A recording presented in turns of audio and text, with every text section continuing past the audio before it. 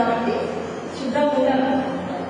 కాబట్టి ఆ పేరు శుభ్రంగా ఉండేది మనమే అని నేను శుభ్రంగా ఉండేది మనమే.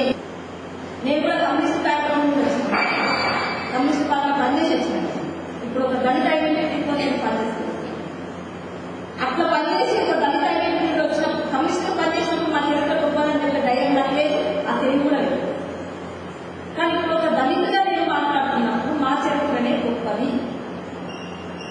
అని ధైర్యంగా చెప్పాలి.